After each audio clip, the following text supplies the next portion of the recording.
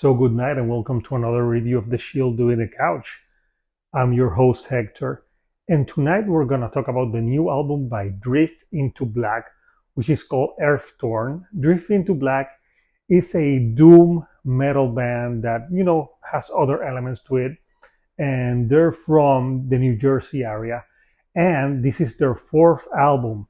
And on this album, the band went full concept album. And the concept of this album is, it's very ambitious in nature.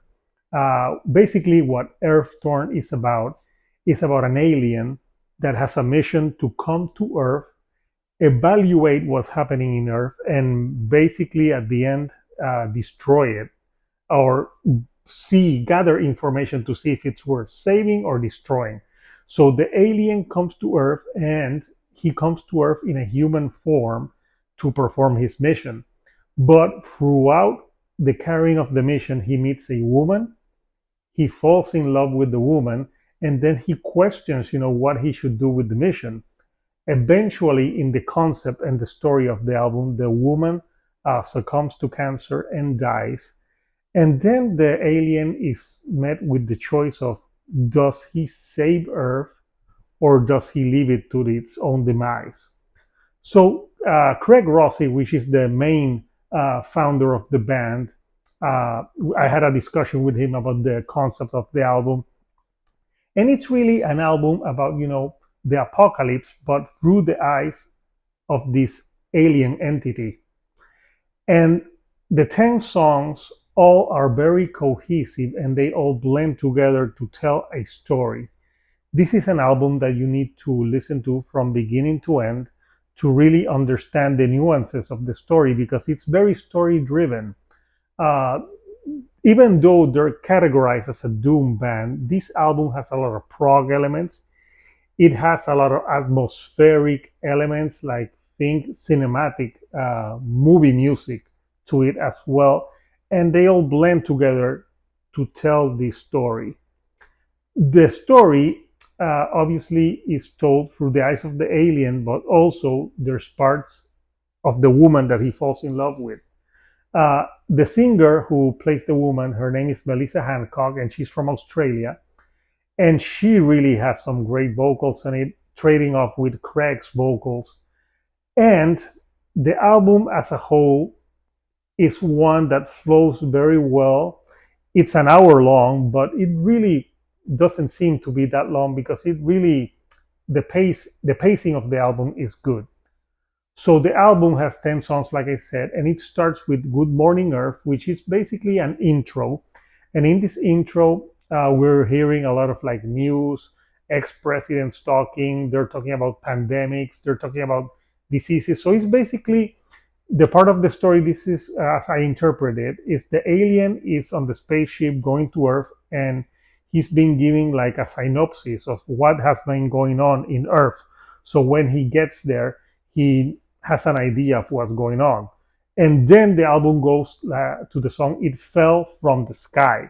And that song really is a hard-hitting song. It's not a slow song. The album needed to start with a high punch note and high intensity, and it does that. And It Fell From the Sky obviously is about the alien getting to Earth.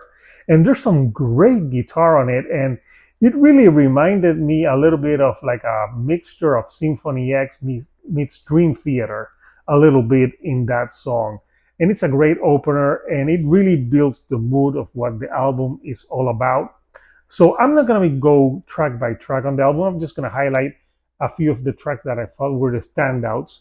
Another standout song for me was Angel of Doom, which follows the March of Oblivion, which is a great song too, with great dual harmonies from Greg and Melissa on it. But Angel of Doom is when the character of the woman starts to fall ill, and obviously the alien he's torn, his heart is broken, he doesn't know what to do. He fell for this woman, and she succumbs to cancer, and it's all about the Angel of Doom, like how he feels like something has been torn apart from him. And there's a great part on this song that has a synth solo, and some keyboards on it. And I think that added a lot of layering to the songs. And I love it when this band goes full prog because to me, it's where they shine. And this song, Angel of Doom, also has some harsher vocals. Obviously, the woman has died, so you need to feel the anger that the alien character is feeling at the moment. And after that song, it goes a complete different direction with the ups and the downs. The ups and the downs starts with more you hear like birds singing, animals, you hear some water dripping, and I think what the band did in this song is it's very important for the story to know that the alien, he's trying to decide the fate of the earth. And when you put those elements of the bird singing and the peaceful, it's like a hopeful feel. Like you feel like, yes, the character will save it. But that song follows when the woman character dies, and there's parts on the song where it's like the woman is singing to the alien from beyond and saying, sweet things that she will always be with him, even though she's parted. And it's a great emotional song.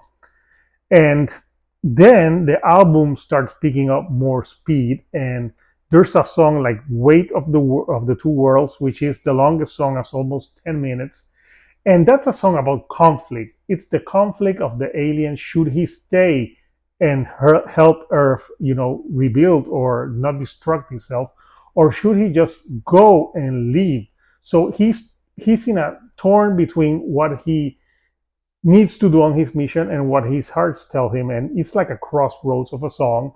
And the song has some peaks and valleys, has some great guitar work on it, has some great keyboards, it has some clean singing, some harsh singing, everything blend in together. Everything that's in this album is in this song, and it's to me it's one of the highlights of the album. And it goes so great, and it really goes well into the song "Left to the Burning Song," when that's the song where the alien just decides, I'm gonna leave. I did all I could, and I did my mission, and let's leave Earth to its own devices. And on that song you can feel like Earth is not gonna make it. It's on the birth of destruction, and people are just clawing at each other. So yes, it is a very ambitious concept. And the thing with concept albums is that they can be good, great, or they can be corny. In the case of Drift Into Black and Earthtorn, I must say it's a really good concept album, really well executed. Like everything flows well, the story is great. And to me, if I have to like nitpick, I would say that when they get more doomy to me, I'm not a huge Doom fan. I enjoyed some of it, but I think that when they go full prog and ambient and mix that together is when Drift Into Black shines. So I would like to see in a further release them just going full prog and leave the Doom aside. I think this band is really, when you peel back, it's a prog band. And to me, that's where they shine. And if you are a fan of sci-fi movies, concept albums, cinematic movie experiences, ambient music, I think you will dig this album. And if you want to know more about it, I had a talk with Craig Rossi, and it's going to be somewhere around here. And we go deep into what the album is all about. And it's very interesting. So if you haven't seen it, go check it out. So if you like my videos, give me a like, comment what were your favorite tracks of this album. What are your favorite concept albums? I would really want to know. And don't forget to subscribe. I have more content on the way. So until next time, this is Hector, the Shield doing a couch, and I'll see you right here on the couch. Thank you and good night.